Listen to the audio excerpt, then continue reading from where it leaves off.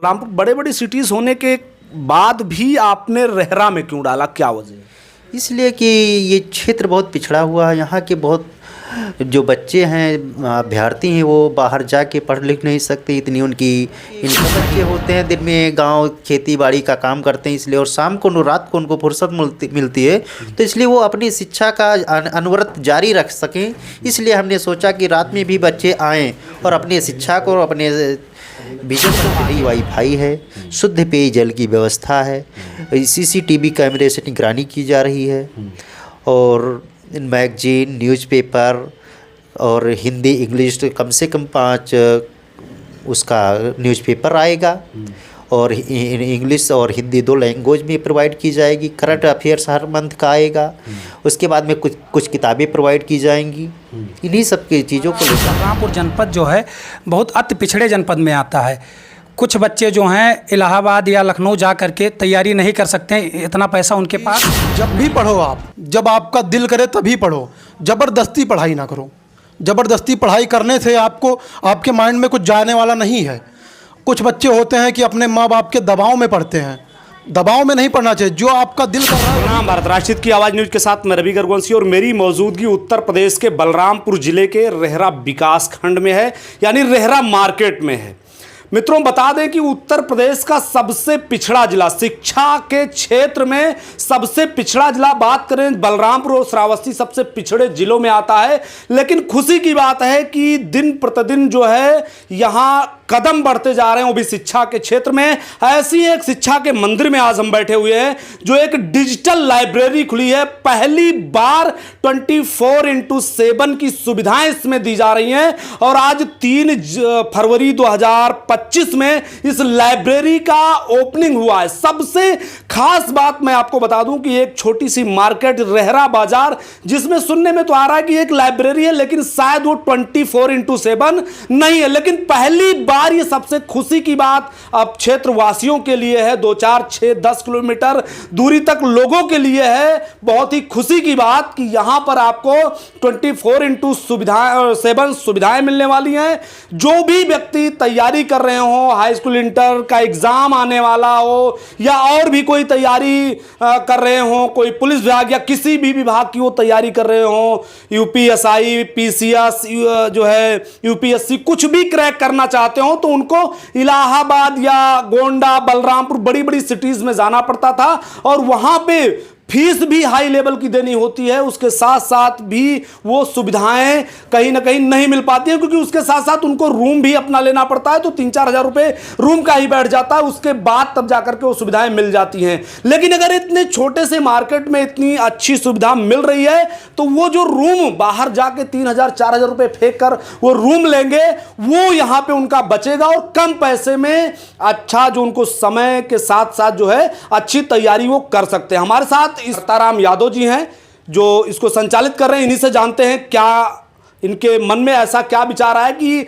भाई डालने के लिए कई सिटीज हो सकती हैं, बगल में मनकापुर था, गोंडा था, आखिर इन्होंने रेहरा बाजार में ही क्यों डाला? इस पॉइंट को जानते हैं। उसके साथ साथ आप लोग वीडियो में बने रहिए। भाई साहब, क्या नाम हुआ? हमारा नाम करताराम यादव है। इस जो लाइब्रेरी खुली है, इसके कौन है आप? हम इसके डायरेक्टर हैं। डायरेक्टर जी। अच्छा, ये जो लाइब्रेरी खुली है, सबसे पहला सवाल मेरा रहा, बगल में बड़ी बड़ी सिटी हैं, जैसे आप देख लीजिए कि अपना मनकापुर ITI की वजह से परिचर्चित है, गोंडा हो गया, बलरामपुर, बड़े बड़ी सिटीज़ होने के बाद भी आपने रेहरा में क्यों डाला, क्या वजह है? इसलिए कि ये क्षेत्र बहुत पिछड़ा हुआ है। यहाँ के बहुत जो बच्चे हैं, अभ्यर्थी हैं, वो बाहर जाके पढ़ लिख नहीं सकते, इतनी उनकी इनकम नहीं है, आय का स्रोत नहीं, माता पिता बहुत गरीब है परिवार से बच्चे बिलोंग करते हैं। इसलिए हम चाहते हैं कि इस पिछड़े हुए क्षेत्र को आगे बढ़ाने का प्रयास कर रहे हैं, ताकि यहाँ के बच्चे शिक्षा को ग्रहण करें, आगे बढ़ें। और यहाँ इसलिए हम यहाँ अपनी व्यवस्थाएं दिए। सिटी में करते ये चीज़ ठीक थी, लेकिन हम चाहते हैं कि जिस क्षेत्र में जहाँ के लोग अभी अनभिज्ञ इस चीज़ को नहीं समझते हैं, उनको शिक्षा का स्तर को बढ़ाने के लिए हम प्रयासरत हैं, कि ताकि इस क्षेत्र का विकास हो सके, क्योंकि जीवन में शिक्षा बहुत ज़रूरी है।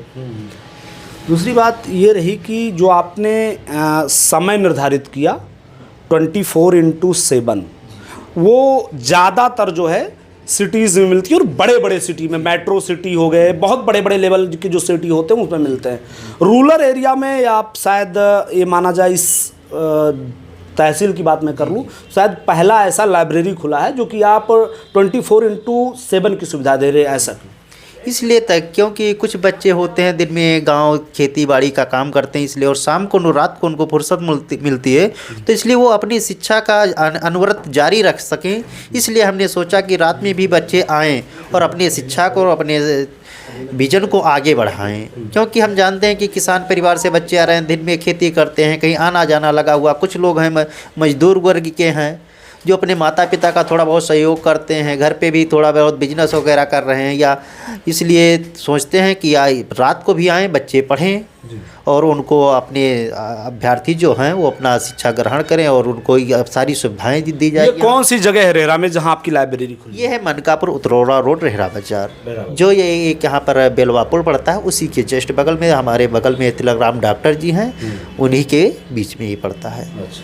क्या क्या सुविधाएं आप इस लाइब्रेरी में प्रोवाइड करवा रहे हैं? यहाँ पर फ्री वाईफाई है, शुद्ध पेयजल की व्यवस्था है, CCTV कैमरे से निगरानी की जा रही है, और मैगजीन, न्यूज़पेपर और हिंदी इंग्लिश कम से कम 5 उसका न्यूज़पेपर आएगा, और इंग्लिश और हिंदी 2 लैंग्वेज में प्रोवाइड की जाएगी। करंट अफेयर्स हर मंथ का आएगा। उसके बाद में कुछ किताबें प्रोवाइड की जाएंगी।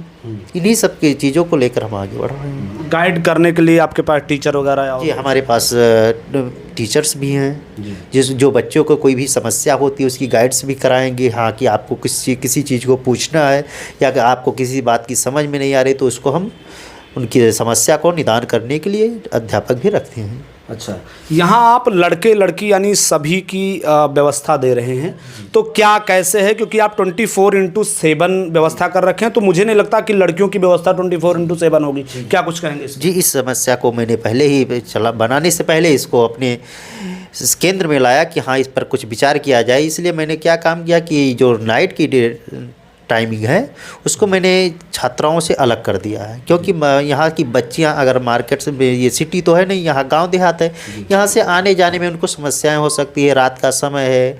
इसलिए मैंने सोचा कि जो बच्चियाँ हैं, बच्चियों को रात का समय से उनको हटा दिया गया है, जिससे ओनली टू बॉयज़, और जो दिन का समय है उसमें भी बच्चियों के लिए अलग अलग रो बनाया गया है, जिसमें जो गर्ल्स हैं सेफ्टी पैरामीटर्स को ध्यान में रख के ही आगे बढ़ा गया है। उनके लिए अलग से रो बनाया गया है, उनके लिए सीट अलाट की गई कि हाँ, यहाँ पर आएंगी और लड़कियाँ ही सिर्फ ओनली बैठेंगी। आपसे लास्ट क्वेश्चन ये रहा कि यहाँ पे वो चार्जेस क्या होने वाले हैं जो पे करके यहाँ पे लोगों को लाइब्रेरी ज्वाइन करना होगा? बहुत कम से कम इसका चार्जेस रखा गया है।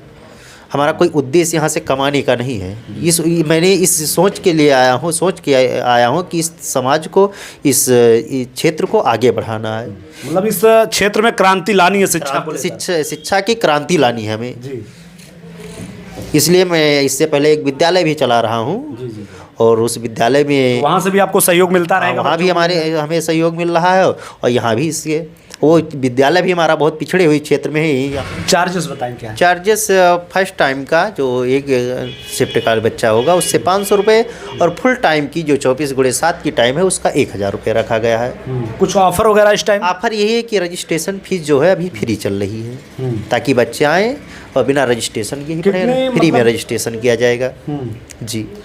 तो मित्रों, ये थे हमारे साथ इसके डायरेक्टर जो है करताराम यादव जी। इन्होंने बड़े ही बाखूबी से यहाँ की जो है जितने भी संसाधन प्रोवाइड करवा रहे हैं, जो सुविधाएं लोगों को प्रोवाइड करवा रहे हैं, और किस प्रकार इन्होंने बताया कि एक पिछड़े हुए क्षेत्र में इन्होंने शिक्षा की क्रांति लाने की बात कही है और उसे बढ़ाने का प्रयास कर रहे हैं। कुछ बातचीत इनसे भी कर लेते हैं, क्या कहते हैं शिक्षा के उन पहलुओं पर, और क्या सोच रखते हैं आज के उन युवाओं को लेकर और उन स्टूडेंट को लेकर, इन्हीं से जानते हैं। सबसे पहले क्या नाम हुआ भाई साहब? सबसे पहले जनार्दन वर्मा, सबको नमस्कार करते हैं भैया। और इस एक सवाल रहा आपसे, आपने जो है संस्था तो चला ही रहे हैं, स्कूल चला रहे हैं, उसके साथ आपने लाइब्रेरी खोला। इस लाइब्रेरी को खोलने का उद्देश्य क्या है और शिक्षा लोगों के लिए जरूरी क्यों है? दोनों बातों पर फोकस करिए। सबसे पहले इस लाइब्रेरी को खोलने का उद्देश्य ये है कि हम लोगों ने इलाहाबाद और लखनऊ अलग अलग शहरों में जाकर पढ़ाई की है, देखा है। जैसे जो ये हमारा बलरामपुर जनपद जो है बहुत अति पिछड़े जनपद में आता है। कुछ बच्चे जो हैं इलाहाबाद या लखनऊ जा कर के तैयारी नहीं कर सकते, इतना पैसा उनके पास नहीं है। तो जो इलाहाबाद और लखनऊ की फैसिलिटी हैं कम से कम पैसों में यहाँ पर दी जाएंगी, इस सोच के साथ इस लाइब्रेरी की नींव रखी गई है। तो किसी भी कार्य को करने के लिए सहयोग की ज़रूरत होती है। सहयोग बहुत ही महत्वपूर्ण होता है। वो कोई कार्य संस्था हो या कोई, हर क्षेत्र में किसी भी कार्य को करने के लिए सहयोग की ज़रूरत होती है। और ऐसे ही जो स्टूडेंट डिजिटल लाइब्रेरी है उसके सहयोगी और एसपीपी जो स्कूल है उसके प्रिंसिपल हमारे साथ शुभम तिवारी जी मौजूद हैं। इनसे भी कुछ जानने का प्रयास करेंगे, ये क्या शिक्षा को लेकर क्या सोचते हैं और ये जो रूरल एरियाज़ हैं इसमें ऐसी सुविधाओं को लेकर क्या जो है सोचते हैं। शुभम जी कैसे हैं? बहुत अच्छे हैं। सबसे पहले आपको धन्यवाद और आपके दर्शकों को धन्यवाद जी। क्या सोचते हैं, जैसे रूरल एरियाज़ में है कुछ लोग बाहर निकलने से कतराते हैं, वो बच्चे मतलब सपने तो बहुत बड़े रखते हैं लेकिन कुछ कारण ये होता है कि बाहर नहीं निकल पाते हैं, अच्छी शिक्षा नहीं ग्रहण कर पाते हैं और फिर कई बाधाएं उनके सामने आती जाती हैं, कई जिम्मेदारियों में बंध के वो फिर जो है रूरल एरियाज़ में ही रह जाते हैं और उचित शिक्षा नहीं पाते। क्या कुछ कहना चाहेंगे इसको लेकर? सबसे पहले तो मैं यहाँ के डायरेक्टर करताराम यादव और संचालक जनार्दन वर्मा जी को बहुत धन्यवाद देना चाहूँगा, क्योंकि जो सुविधाएं इलाहाबाद और लखनऊ में मिलती हैं वो सुविधाएं हमारे मित्र ने यहाँ दिया है। और यहाँ के जितने भी लोग हैं, मैं युवाओं से अपील करूँगा कि कहीं भी बाहर जाने की ज़रूरत नहीं है उनको। ऑनलाइन कोचिंग ले लो अगर, तो यहाँ पे वाईफाई और सब कुछ ऐसी सुविधा दी गई है कि आप फ्री में पढ़ सकते हो।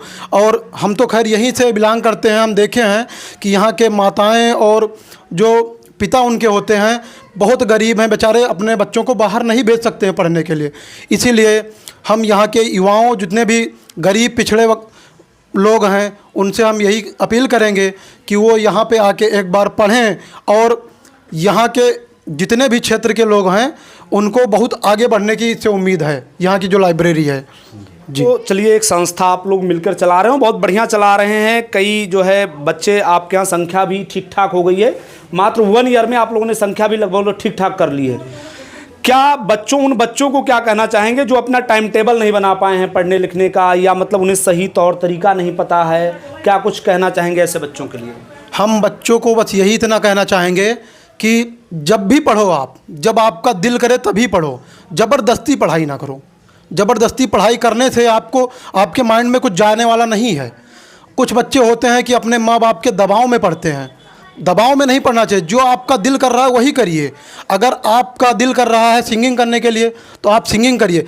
अब ये नहीं है कि मम्मी पापा के दबाव से आप ज़बरदस्ती डॉक्टर बन रहे हो, तो डॉक्टर बनने की ज़रूरत नहीं है आपको। अगर आपका दिल कर रहा है पढ़ाई करने के लिए तो आप उतना टाइम अपने लिए निकालिए और कम से कम 8 घंटा तो ज़रूर पढ़ना चाहिए बच्चों को, इतना मैं कहूँगा। 8 घंटा अगर पढ़ रहे हो तो आपके लिए बहुत अच्छा रहेगा। एक महत्वपूर्ण बात, और आज के इस परिवेश में लोग पढ़ाई लिखाई से ज़्यादा रील पर विश्वास करते हैं और रियल लाइफ को छोड़कर रील लाइफ में घुसते जा रहे हैं। और उन अभिभावकों से क्या कहना चाहेंगे जो बच्चों को बेझिझक मोबाइल थमा देते हैं, पूरा दिन वो यूज़ करते हैं, सरका के बढ़िया से रील देखते हैं? जैसे देखो, उनकी अपनी अपनी प्रतिभा है, उस पर हम नहीं टिप्पणी करेंगे। जो जिसकी जैसा मनसा है वो ऐसे कर सकते हैं। बच्चों को रील देखने पे क्या कहेंगे, ये मैं जानना। बस हम ये इतना बताएंगे कि गार्जियन मोबाइल बहुत लिमिटेड समय के लिए उनको दें।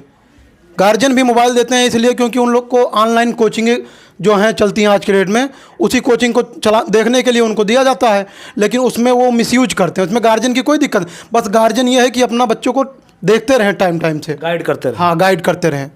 बस, धन्यवाद सर। मित्रों, डिजिटल लाइब्रेरी और यहाँ की सुविधाओं के बारे में आपने जाना। एक बार फिर से मैं इसका नाम बताना चाहूँगा, स्टूडेंट डिजिटल लाइब्रेरी, जो आपके ज़िले में, आपके क्षेत्र में, रेहरा बाज़ार में खुला है। आप लोग इस वीडियो को देखें और एक बार यहाँ पे विजिट करें। और जो भी लोग फैज़ाबाद, जो लखनऊ और इलाहाबाद, गोरखपुर या अदर स्टेट में जा करके इसकी तैयारी करते हैं और अपना जो है ठीक ठाक व्यवस्थाएं नहीं पाते, उन बच्चों से मैं कहना चाहूंगा, उन अभिभावकों से मैं कहना चाहूंगा, एक बार इस डिजिटल लाइब्रेरी पे विजिट करें, अपने बच्चों को यहां तक पहुंचाएं। और जब आप दिन में कोई कार्य करते हैं, आपके पास समय नहीं होता, तो आप रात को ज्वाइन करते हैं, या रात में आपके पास समय नहीं होता तो आप दिन में ज्वाइन कर सकते हैं। अब आपके पास यह ऑप्शन नहीं है कि क्या करें, हमारे पास हमारे लोकल में कोई सुविधाएं नहीं है जिसकी वजह से हम तैयारी नहीं कर सकते, तो उस जगह आपका स्टूडेंट डिजिटल लाइब्रेरी आपके साथ खड़ा है, आपके सहयोग में खड़ा है, और आप लोग जो है कदम बढ़ाएं और इस डिजिटल लाइब्रेरी तक पहुंचे। 8 घंटे 10 घंटे जो भी आपका पढ़ने का मन करे पढ़े, और अपने क्षेत्र का नाम और अपने क्षेत्र का गौरव लाएं। मित्रों, इसी के साथ ज्यादा कुछ ना कहते हुए मैं अपने वीडियो को समाप्त करूंगा, लेकिन आप लोग इस वीडियो को, एक विनम्र निवेदन है मेरा कि इस वीडियो को ज्यादा से ज्यादा शेयर करें, ताकि हर उस जरूरतमंद, उस स्टूडेंट तक, उस अभ्यर्थी तक पहुंच सके जो अपने जीवन में शिक्षा की क्रांति लाना चाहता है। जय हिंद, जय भारत।